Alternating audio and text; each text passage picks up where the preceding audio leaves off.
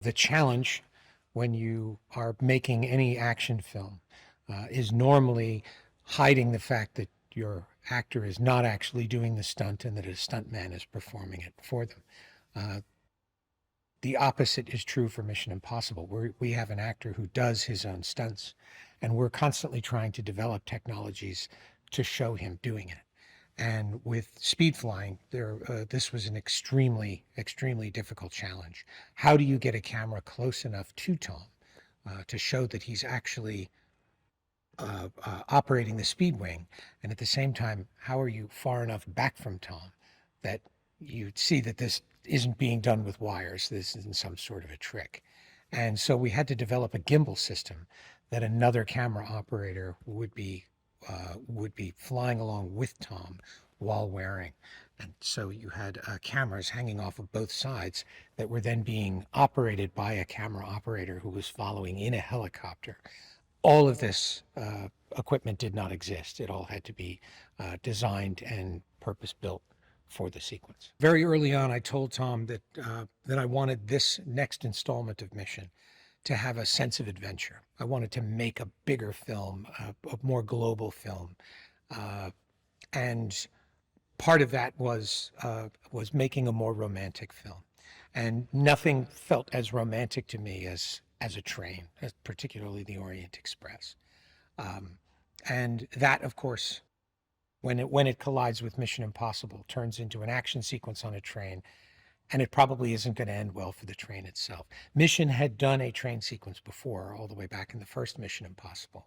Uh, and a lot of that had been done on a stage. We wanted to do one that was practical. We wanted to build upon what was learned on that sequence and apply all of that knowledge to something practical and real. And that meant building a train where Esai Morales, who plays our villain, and Tom could be fighting on the roof of that train, and also how to wreck the train, how to wreck the locomotive, and in so doing, how do you keep that as a sequence? Once the train wreck happens, the sequence is over. How do we go beyond that? How do you have a train wreck happen so that you can stretch the event out? It's not one simple cataclysm, but many. That uh, that ambition uh, evolved into what is now the train wreck in our film, and it quite literally is a train wreck happening in slow motion. It was an extremely challenging sequence, not just to execute, but also to design. It was working out the physics of what that would be, and then how to design all the different train cars and how to design all the equipment to shoot these stunts that we were creating. And we did not limit ourselves in the least based on whether or not something could physically be achieved. If we ran into an obstacle, we had to figure out how to overcome it. We didn't just allow ourselves to toss things out, and we created something that was quite challenging, quite challenging. The thing I love most about working with Tom is he pushes you at all times to do your absolute best. You find yourself doing things you could never have imagined possible, uh, sometimes even the week before. I never set out to be a director. I certainly never set out to be an action director. I never, ever set out to be directing a film on this scale. And we're now at the point where you don't even have time to think about the scale of what it is you're doing. You're simply doing everything you can to finish the story you've set out to do. With Tom, there are no limits. He there and no limitations. He wants you to push him as much as he is pushing everyone else around him to do their best. Every film Tom and I make, uh, including Mission Impossible: Dead Reckoning, involves taking all of the experience from all of the films we had made previously and applying it to this one. And with any luck and with a lot of great effort, uh, every film should stand on the shoulders of the film that came before it. We often like to say we're not competing with anybody but ourselves. We're looking at the last film and figuring how can we outdo that. The secret ingredient to that is not trying to make a bigger, more spectacular film. It's trying to make a film that honors the films that came before it. You ideally just want to make a movie that belongs in the list with all of those other movies. And because we have acquired so much knowledge in the development of these sequences, many of which had never been done in quite that way, um, we feel a little more confident and a little more adventurous each time in terms of how far we can push ourselves, how far we can take it. Tom and I are most interested in you having the most immersive emotional experience possible. We want you to be as connected to the main character of the story as possible.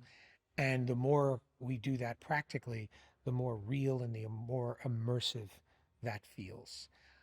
There is something tactile, there is something unpredictable. We could not have predicted what the train looked like going off a cliff as realistically as it was depicted.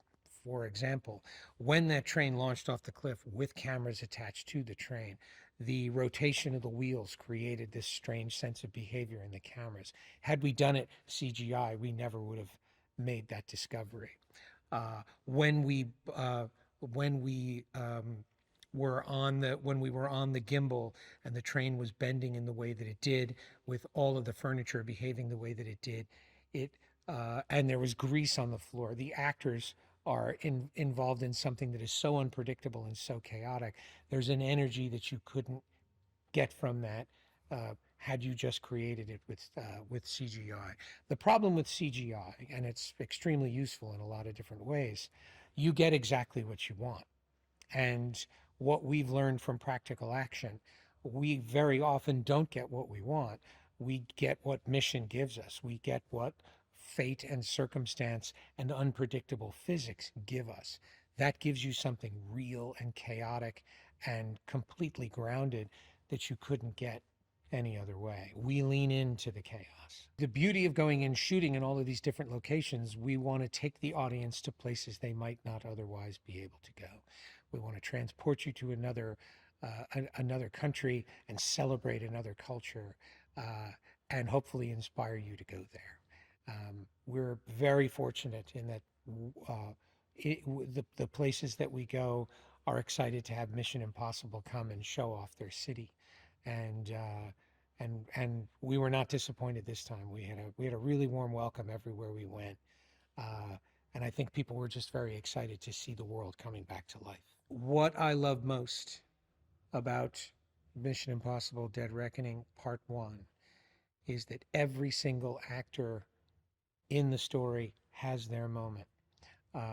They all have a chance to showcase their extraordinary talent. They all have their moment to be at the center of the story.